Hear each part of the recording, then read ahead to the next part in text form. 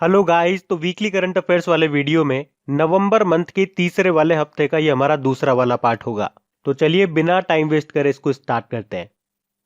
तो ये brand ambassador वाला प्रश्न आपसे पूछा जा रहा है। प्रश्न क्या है कि अभी इक्विटास स्मॉल फाइनेंस बैंक ने किसे अपना ब्रांड एम्बेसडर बनाया? तो आंसर होगा स्मृति मंदाना को। तो एक्चुअली में अभी इक्विटास स्मॉल फाइनेंस बैंक ने महिलाओं को ध्यान में रखते हुए एक नया प्रोडक्ट लॉन्च किया है, ईवा नाम से। तो इसी के लिए बैंक ने भारतीय महिला क्रिकेटर स्मृति मंदाना को अपने इस नए प्रोडक्ट का ब्रांड एम्बेसडर बनाया है। तो ईवा ये महिलाओं के लिए स्वास्थ्य, धन और समृद्धि जैसे हर पहलू में भारतीय महिलाओं की बेहतरी के लिए यूनिक बचत खाता है। बाकी अभी राजकुमार राव सिस्का ग्रुप के ब्रांड एम्बेसडर बने थे, Sachin Tendulkar Paytm first games के ब्रांड एम्बेसडर बने थे और Suresh Raina online poker platform 9 stack के ये ब्रांड एम्बेसडर बने थे। देखिए, इक्विटास स्मॉल फाइनेंस बैंक की बात करेंगे तो हेडक्वार्टर चेन्नई तमिलनाडु में है। इसके अध्यक्ष अरुण रामनाथन है और एमडी सीईओ वासुदेवन पठानी नरसिम्हन है। फिर एक किसने टेनिस में लिंज ओपन टाइटल 2020 जीता है? तो आंसर होगा अरीना सबालेंका ने। तो लिंज ओपन में अपने करियर के 8वें खिताब को जीत लिया है अरीना सबालेंका ने। तो उन्होंने ऑस्ट्रिया में अपने युगल जोड़ीदार एलिस मर्टेंस को हरा करके ये टाइटल जीता है। अच्छा, अरीना सबालेंका ये किस देश की हैं? तो ये बेलारूस की टेनिस प्लेयर हैं। बाकी नाओमी ओसाका ये जापान की टेनिस प्लेयर है। इस साल जो यूएस ओपन हुआ था उसमें वुमेन सिंगल का टाइटल जीता था। ईगा स्विटेक याद रखो ये पोलैंड की टेनिस प्लेयर है और फ्रेंच ओपन में वुमेन सिंगल का टाइटल इन्होंने जीता था। और सोफिया केनिन ये यूएसए की टेनिस प्लेयर है। इस साल का स्टार्टिंग का जो ऑस्ट्रेलियन ओपन हुआ था उसमें वुमेन सिंगल का टाइटल जीता था। फिर है अभी राष्ट्रीय मिर्गी दिवस कब मनाया गया? तो आंसर होगा 17 नवंबर को। तो हर साल 17 नवंबर को मिर्गी के बारे में जागरूकता पैदा करने के लिए ये राष्ट्रीय मिर्गी दिवस मनाया जाता है। और याद रखना, नवंबर का जो महीना होता है वो राष्ट्रीय मिर्गी जागरूकता माह के रूप में मनाया जाता है। वैसे आपको बता दूं, 17 नवंबर को इंटरनेशनल स्टूडेंट्स डे के रूप में भी मनाया जाता है। और नेशनल स्टूडेंट्स डे कब होता है?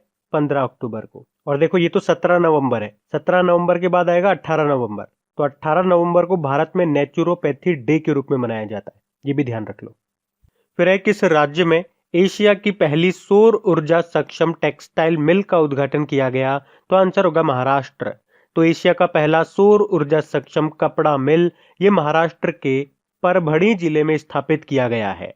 तो अब 30 एकड़ भूमि में फैली जय भवानी महिलाओं की सहकारी कपड़ा मिल एशिया की पहली ऐसी मिल होगी जो पूरी तरह से सौर ऊर्जा यानी कि सोलर एनर्जी पे काम करेगी। तो इस परियोजना में जो कुल लागत आई है वो है 100 करोड़ रुपए। महाराष्ट्र की बात करेंगे, कैपिटल मुंबई आप जानते ही हो। गवर्नर भगत सिंह कोश्यारी है जिनके पास गोवा का भी अतिरिक्त प्रभार है, एडिशनल चार्जेस है। और यहाँ के मुख्यमंत्री उद्धव ठाकरे हैं। और यहाँ के चीफ जस्टिस कौन है? दीपांकर दत्त, नए बने थे कुछ समय पहले। फिर है बुरुंडी में भारत के अगले राजदूत एम्बेसडर के रूप में किसे नियुक्त किया गया? तो आंसर होगा अजय कुमार को। ये वैसे वर्तमान में तो अभी युगांडा में भारतीय उच्चायुक्त हाई कमिश्नर है।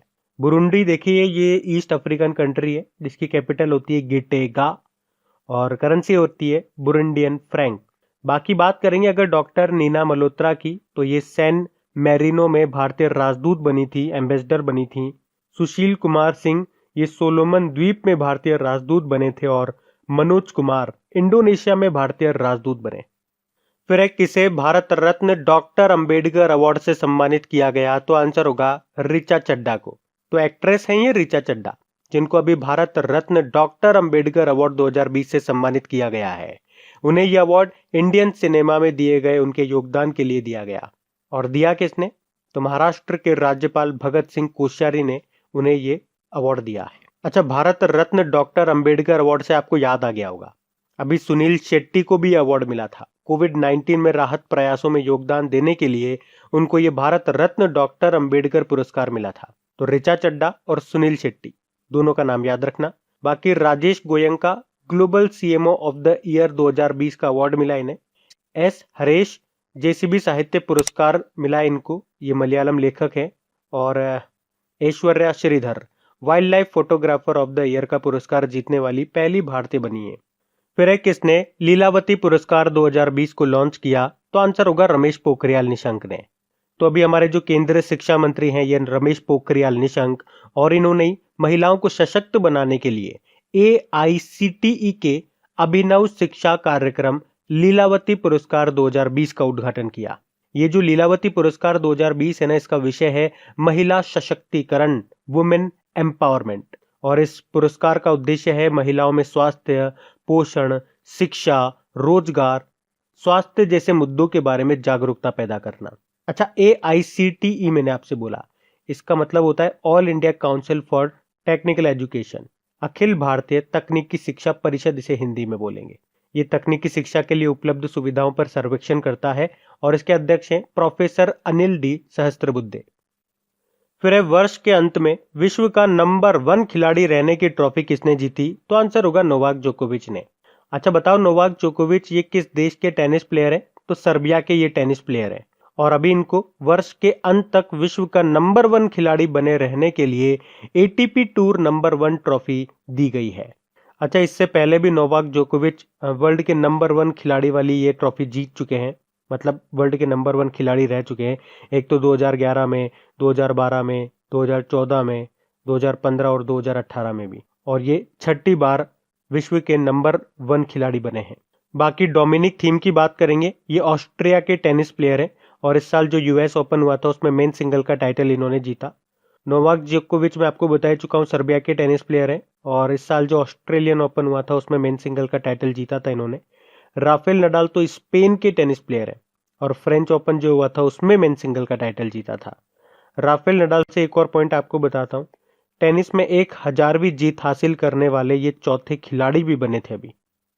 फिर है माल्डोवा की राष्ट्रपति कौन बन गई हैं? तो आंसर होगा माया सेंडू। तो अभी माया सेंडू ने वहां पे जो चुनाव हुए थे उसमें इगोर डोडन को हरा करके माल्डोवा का राष्ट्रपति चुनाव जीत लिया और अब ये माल्डोवा की पहली महिला राष्ट्रपति बन गई हैं। बाकी सादर जापरोव किर्गिस्तान में नए प्रधानमंत्री बने, अलेक्जेंडर डेक्रो बेल्जियम के नए प्रधानमंत्री बने और हिचेम मचीची ट्यूनिशिया में नए प्रधानमंत्री बने। माल्डोवा की बात करेंगे, देखो इसकी कैपिटल होती है चिएनुआउ, करेंसी है माल्डोवन लीयू। फिर अभी हाल ही में किस बैंक ने कासा अभियान शुरू किया? तो आंसर होगा कर्नाटक बैंक। तो अभी कर्नाटक बैंक ने करंट अकाउंट और सेविंग अकाउंट को प्रोत्साहित करने के लिए यह अभियान शुरू किया। यह अभियान अभी 17 नवंबर को शुरू हुआ था जो कि 4 मार्च 2021 तक चलेगा। कर्नाटक बैंक की बात करेंगे, हेडक्वार्टर इसका बेंगलुरु में है।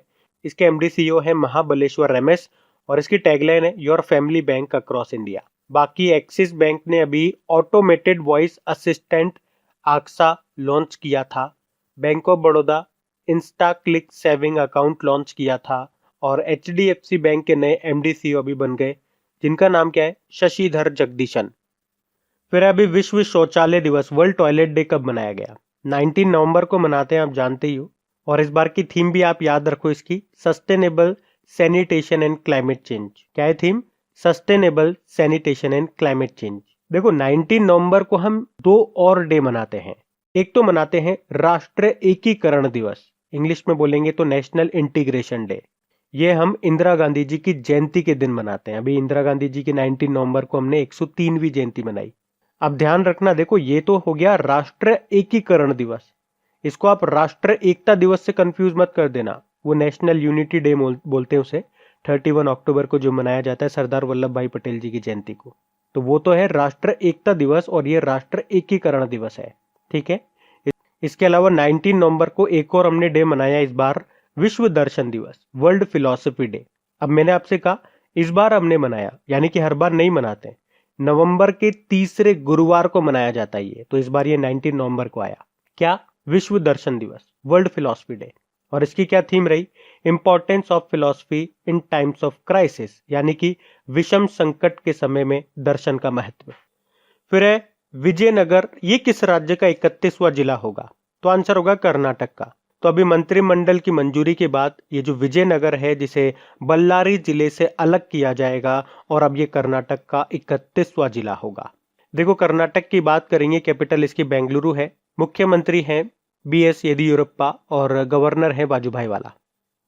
फिर अगला प्रश्न है, किसे फाइनेंस पियर का ब्रांड एम्बेसडर बनाया गया? आंसर होगा रोहित शर्मा को। तो अभी भारतीय क्रिकेटर रोहित शर्मा को गूगल इनक्यूबेटेड शिक्षा शुल्क वित्त पोषण कंपनी फाइनेंस पियर का ब्रांड एम्बेसडर बनाया गया है। तो वे शिक्षा क्षेत्र को बदलने और फाइनेंस पीयर के साथ शिक्षा के विभिन्न क्षेत्रों में नवीनता लाने में मदद करेंगे। बाकी स्मृति मंदाना हमने पढ़ा था, इक्विटास स्मॉल फाइनेंस बैंक की ब्रांड एम्बेसडर हैं ये। लुइस हैमिल्टन अभी एलजी के ब्रांड एम्बेसडर बने थे और दिशा पाटनी मिंत्रा के beauty and personal care segment की ब्रांड एम्बेसडर बनी। देखो रोहित शर्मा से कुछ और मैं आपको पॉइंट रिवाइज करवाता हूँ। अभी डॉक्टर ट्रस्ट जो मेडिकल अपैरेटस बनाने वाली कंपनी है उसके ये ब्रांड एम्बेसडर बने। वेगा मेन के मेंस ग्रूमिंग प्रोडक्ट के ब्रांड एम्बेसडर बने। इस साल का राजीव गांधी खेल रत्न पुरस्कार भी इनको मिला था। वैसे 5 खिलाड़ियों को मिला था, 5 में एक ये भी है। और क्रिक किंगडम के ये ब्रांड एम्बेसडर बने। उसके अलावा अब ये स्पोर्ट्स आईवियर जो ब्रांड है ओकले, उसके भी ये ब्रांड एम्बेसडर बने थे, याद रखना। फिर है भारत की पहली हरित ऊर्जा अभिसरण परियोजना यानी कि ग्रीन एनर्जी कन्वर्जेंस प्रोजेक्ट, ये किस राज्य में स्थापित की जाएगी? तो आंसर होगा गोवा में। तो गोवा भारत का पहला राज्य होगा जहां पर यह हरित ऊर्जा अभिसरण परियोजना स्थापित की जाएगी। तो ये गोवा में रिन्यूएबल एनर्जी सोर्सेज के उपयोग में तेजी लाएगा और इसकी कृषि और ग्रामीण बिजली की खपत को पूरा भी करेगा। तो ये अपनी तरह का पहला अभिसरण परियोजना होगी जो कृषि और ग्रामीण उपभोग के लिए ग्रीन एनर्जी प्रोड्यूस करेगा। तो याद रखना, इस तरह के कन्वर्जेंस प्रोजेक्ट को लागू करने वाला गोवा पहला राज्य बना है। गोवा की कैपिटल क्या होती है? पणजी। और पणजी किस नदी के किनारे स्थित है? पूछा जाता है एग्जाम में, मांडवी नदी के किनारे। फिर किस राज्य ने वात्सल्य योजना और समर्थ योजना लॉन्च किया? तो आंसर होगा राजस्थान। तो एक्चुअली में भी राजस्थान की सरकार ने 14 नवंबर से 20 नवंबर तक बाल विकास सप्ताह, चाइल्ड राइट्स वीक के रूप में मनाया। और उसी दौरान वहां के जो मुख्यमंत्री हैं अशोक गहलोत, उन्होंने अनाथ और बेसहारा बच्चों के लिए वात्सल्य योजना और समर्थ योजना को शुरू किया है। साथ ही उन्होंने जोधपुर में बच्चों के लिए कौशल विकास और परामर्श केंद्र का भी उद्घाटन किया। तो इस योजना का जो मेन उद्देश्य है वो ये है कि बच्चों के साथ बाल श्रम या बाल विवाह की कोई घटना नहीं होनी चाहिए। राजस्थान की कैपिटल जयपुर है, जयपुर, जिसे अभी वर्ल्ड हेरिटेज साइट में शामिल किया गया था। फिर है हाल ही में जारी सबसे शक्तिशाली सुपर कंप्यूटरों की टॉप 500 सूची में भारत का परम सिद्ध किस स्थान पे रहा? तो आंसर होगा 63 नंबर पे। तो अभी हाल ही में जारी दुनिया की 500 सबसे शक्तिशाली सुपर कंप्यूटरों की सूची में भारतीय सुपर कंप्यूटर परम सिद्ध को 63वें स्थान मिला है। एक्चुअली में इस लिस्ट में भारत के 3 सुपर कंप्यूटर रखे गए। 63 नंबर पे तो रहा परम सिद्ध, 78 नंबर पे रहा मिहिर और 146 नंबर पे रहा प्रत्यूष। और इसी के साथ सुपर कंप्यूटर क्षमता वाले देशों में भारत की रैंक 17 रही। देखो ये जो लिस्ट है ना, साल में 2 बार आती है। ये जून के महीने में भी एक बार आई थी, उसमें भारत की रैंक 23 थी। और अभी नवंबर में जब हम इस लिस्ट को पढ़ रहे हैं तब भारत की रैंक है 17। अच्छा, टॉप पे कौन सा देश का सुपर कंप्यूटर रहा? तो जापान का। उस सुपर कंप्यूटर का नाम क्या है? Fugaku super computer. सेकंड पे यूएस का है समिट सुपर कंप्यूटर। फिर अभी हाल ही में आईएसओ सर्टिफिकेट पाने वाला पहला शहर कौन सा बन गया? तो आंसर होगा भुवनेश्वर। तो अभी उड़ीसा की जो कैपिटल है भुवनेश्वर, वो FSSM यानी कि फेकल स्लज और सेप्टेज मैनेजमेंट के लिए आईएसओ सर्टिफिकेट पाने वाला पहला शहर बन गया। देखो ISO का मतलब होता है इंटरनेशनल ऑर्गेनाइजेशन फॉर स्टैंडर्डाइजेशन। और ये जो FSSM का उद्देश्य है वो ये है कि सभी भारतीय शहर और कस्बे पूरी तरह से स्वस्थ और रहने योग्य बने। अच्छा देखो, ISO से आपको याद आता होगा, अभी जो उड़ीसा राज्य है वो जनजातीय हॉस्टल्स के लिए ISO सर्टिफिकेट पाने वाला पहला राज्य बना था। और अभी उड़ीसा की कैपिटल भुवनेश्वर FSSM के लिए ISO सर्टिफिकेट पाने वाला पहला शहर बना है। फिर है हाल ही में जारी वैश्विक रिश्वत जोखिम सूचकांक ट्रेस 2020 में भारत को कौन सा स्थान मिला? तो आंसर होगा 77वां।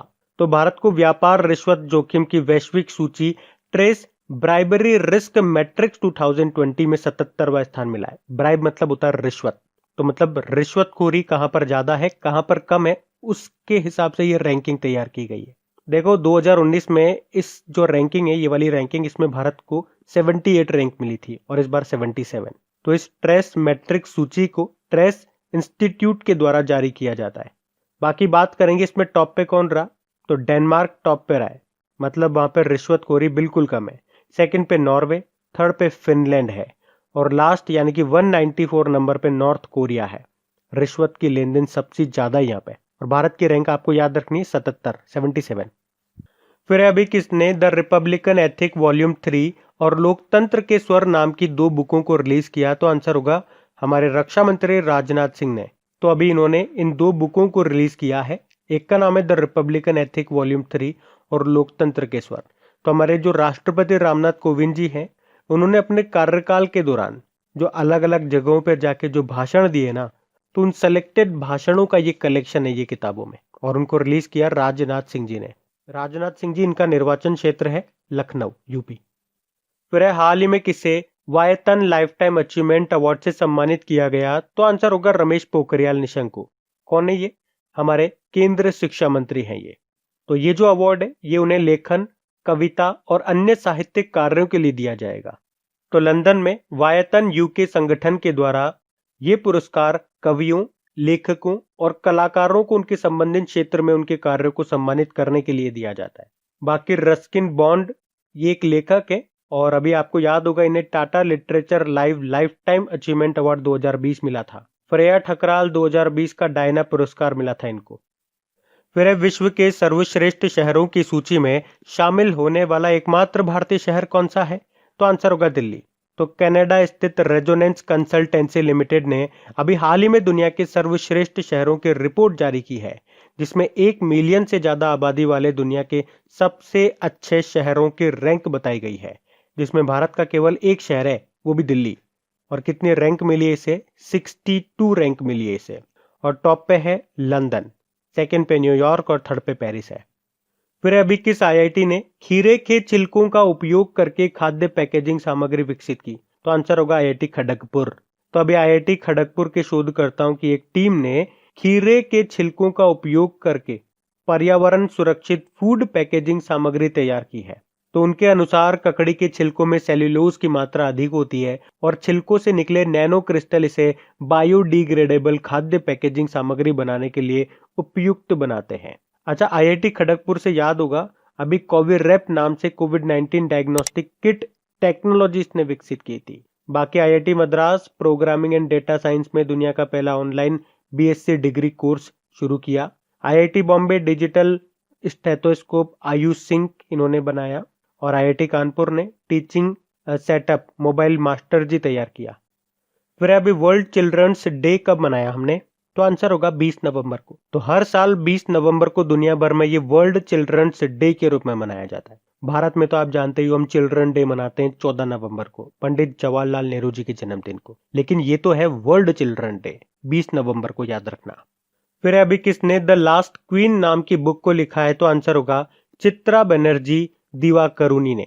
तो भारतीय अमेरिकी लेखिका हैं ये चित्रा बनर्जी दिवाकरुणी, और इन्होंने अभी ये बुक लिखी है द लास्ट क्वीन, जो रानी जिंदन कौर पर एक ऐतिहासिक उपन्यास है। रानी जिंदन कौर ये महाराजा रणजीत सिंह की अंतिम रानी थी, और उनके बेटे दिलीप ने 6 साल की उम्र में राजगद्दी संभाली और वह प्रतिनिधि रानी बनी थी। तो इस बुक का नाम और उनके लेखक का नाम याद रखना। बाकी अनुपम खेर ने कौन सी बुक लिखी है अभी, ये मोस्ट इंपोर्टेंट रहेगी आपके लिए, your best days today. Chetan Bhagat ने लिखी वन अरेंज्ड मर्डर, और एनके सिंह तो हमारे 15वें वित्त आयोग के अध्यक्ष हैं, इन्होंने अपनी बायोग्राफी लिखी थी अभी जिसका नाम है पोर्ट्रेट्स ऑफ पार। बढ़ते आगे। फिर है अभी किस राज्य सरकार ने दाई दीदी मोबाइल क्लिनिक वैन शुरू की? तो आंसर होगा छत्तीसगढ़। तो अभी छत्तीसगढ़ के जो मुख्यमंत्री हैं भूपेश बघेल, उन्होंने महिलाओं के लिए अभी इंदिरा गांधी जी की जयंती को मनाने के लिए अभी 3 दाई दीदी मोबाइल क्लिनिक वैन को शुरू किया। तो इस वैन में डॉक्टर सहित सभी मेडिकल स्टाफ महिलाएं होंगी, और केवल महिलाओं को ही यहाँ पे फ्री इलाज दिया जाएगा। छत्तीसगढ़ की कैपिटल रायपुर है, भूपेश बघेल यहाँ के मुख्यमंत्री हैं, और अनुसुईया उइके गवर्नर। फिर है इरडाई के सदस्य के रूप में अभी किसे नियुक्त किया गया? तो आंसर होगा एसएन राजेश्वरी को। एसएन राजेश्वरी आप जानते हो ना, अभी ये न्यूज में थी क्योंकि ओरिएंटल इंश्योरेंस कंपनी लिमिटेड की ये सीएमडी बनी थी, और अभी इरडाई के सदस्य के रूप में इनको नियुक्त किया गया। बाकी यशवर्धन कुमार सिन्हा मुख्य सूचना आयुक्त चीफ इंफॉर्मेशन कमिश्नर बने, ज्ञानेंद्रो निगोंगबाम हॉकी इंडिया के नए अध्यक्ष बने, और Anil Jain all India tennis association के नए प्रेसिडेंट बने। देखो इरडाई मतलब हो गया insurance regulatory and development authority, इसका हेडक्वार्टर आप देख लो हैदराबाद में है। चेयरमैन है सुभाष चंद्र खूंटिया। फिर अगला प्रश्न है, और ये तो मोस्ट इंपॉर्टेंट क्वेश्चन है भैया, अभी किसने 2020 का बुकर पुरस्कार जीता? तो आंसर होगा डगलस स्टुअर्ट ने। तो न्यूयॉर्क स्थित स्वीडिश लेखक हैं ये डगलस स्टुअर्ट, और इन्होंने अपने पहले उपन्यास जिसका नाम है शुगी बैन, उसके लिए 2020 का बुकर पुरस्कार जीता है। इसमें उन्हें 50,000 यूरो का नगद पुरस्कार मिला है। और इनके अलावा देखो एक और नाम मैं आपको बताता हूँ, वो आप ध्यान रख लो, अवनी दोषी का। ये दुबई की भारतीय मूल की लेखिका है अवनी दोषी, जिन्हें उनके पहले उपन्यास बर्नट शुगर के लिए अंतिम 6 लेखकों में शामिल किया गया। लेकिन विजेता तो रहे डगलस स्टुअर्ट, वो तो भारतीय मूल की हैं, इसलिए मैं आपको उनका नाम बता रहा हूँ, क्योंकि ये नाम आपको कई बार सुनने को मिल सकता है न्यूज़ वगैरह में, लेकिन एग्जाम में तो आपसे ये डगलस स्टुअर्ट का नाम ही पूछा जाएगा। अच्छा, एक तो ये डगलस स्टुअर्ट का नाम इंपॉर्टेंट हो गया, बाकी आपके लिए जो ऑप्शन मैंने तैयार किए हैं ये मोस्ट इंपॉर्टेंट है। बात करते हैं देखो इनकी, मारिके लुकास रिजनेवर्ल्ड, ये नीदरलैंड की लेखिका है, और अभी इन्हें अपने पहले उपन्यास द डिस्कम्फर्ट ऑफ इवनिंग के लिए इंटरनेशनल बुकर अवार्ड 2020 जीता था, और साथ में ये अवार्ड जीतने वाली ये सबसे कम उम्र की लेखिका बनी थी, तो ये नाम याद रखना। बाकी पॉल जाचेरिया, 2020 का एजुत चंद पुरस्कार जीता था इन्होंने, प्रसिद्ध मलयालम लेखक हैं ये। हरिहरन की बात करेंगे तो केरल सरकार ने जेसी डैनियल पुरस्कार दिया था इनको, ये मलयालम फिल्म निर्माता है। और इन्हीं के साथ देखो एक और नाम मैं आपको बता दूं, एस हरीश का नाम, जैसे भी साहित्य पुरस्कार 2020 जीता था इन्होंने, मलयालम लेखक हैं ये एस हरीश। फिर है, हाल ही में आईसीसी ने महिलाओं के T20 वर्ल्ड कप को कब तक के लिए स्थगित कर दिया? मोस्ट इंपॉर्टेंट क्वेश्चन रहेगा, ध्यान रखना। आंसर होगा 2023। तो एक्चुअली में वुमेन्स T20 वर्ल्ड कप आपको पता है ये नवंबर 2022 में होना था, पर अब ये फरवरी 2023 में होगा। कहाँ पे? साउथ अफ्रीका में। अच्छा, इसके अलावा 2-3 पॉइंट आपको और बताता हूँ कि जो वुमेन्स वर्ल्ड कप होना था 50 ओवरों का, उसे भी स्थगित कर दिया गया था 2022 तक के लिए। पहले ये 2021 में होने वाला था न्यूजीलैंड में, अब ये 2022 में होगा। और जो मेंस का है T20 मेंस वर्ल्ड कप, वो 2021 में होना था, लेकिन अब उसे भी पोस्टपोन कर दिया, वो भी 2022 में होगा। कहाँ पे? ऑस्ट्रेलिया में। बाकी आईसीसी की बात करेंगे, हेडक्वार्टर इसका दुबई UAE में है, इसके CEO मनु साहनी है। अच्छा, वैसे आईसीसी से एक और अभी क्वेश्चन बनता है आपके करंट अफेयर्स का, अभी इसके नए चेयरमैन बन गए, न्यूजीलैंड के हैं वो, और ये मैं आपको आगे बताऊंगा, आगे क्वेश्चन करेंगे हम इनके ऊपर। लेकिन अगर आपको अभी पता है तो बताओ उनका नाम क्या है, कमेंट बॉक्स में टाइप करो। फिर अगला प्रश्न है, हाल ही में जारी वैश्विक फिरौती भुगतान में भारत की रैंक क्या है? तो आंसर होगा दूसरी। तो एक्चुअली में भारतीय कंपनियां एशिया प्रशांत देशों के बीच साइबर हमलों से सबसे ज्यादा प्रभावित हुई है, और फिरौती के भुगतान में विश्व स्तर पर दूसरे स्थान पर रही है। तो आपको बता दूं, भारत में 74% संगठनों को साइबर हमलों का सामना करना पड़ा, और 34% संगठनों ने हैकरों को फिरौती के रूप में 0.5 मिलियन से $1 मिलियन के बीच में भुगतान करना पड़ा। और इस सर्वे में यह भी कहा गया कि भारतीय फर्मों को बढ़ते राजनीतिक तनाव के कारण चाइना और पाकिस्तान से उत्पन्न साइबर हमले का खतरा है। तो गाइज ये लीजिए, इसी क्वेश्चन के साथ नवंबर मंथ के तीसरे वाले हफ्ते का ये हमारा दूसरा वाला पार्ट भी खत्म हो चुका है। तो सबसे पहले तो ये कहूंगा कि अगर वीडियो अच्छा लगा है और वीडियो अगर आपने पूरा देखा है तो प्लीज वीडियो को लाइक जरूर कीजिएगा, और इसे अपने दोस्तों के साथ में आपको शेयर जरूर करना पड़ेगा प्लीज। जो भी आपका व्हाट्सएप ग्रुप हो गया, जो भी आपका स्टडी ग्रुप हो गया, वहां पे वीडियो को शेयर जरूर करना। और अब जाकर के इन सभी क्वेश्चंस का आप क्विज लगा लीजिए, इनका टेस्ट आप लगा लीजिए, ताकि सारे क्वेश्चन आपके माइंड में अच्छे से फीड हो जाए और ये आपको लॉन्ग टर्म के लिए याद रहे, कम से कम आपके एग्जाम तक। तो थैंक यू गाइस।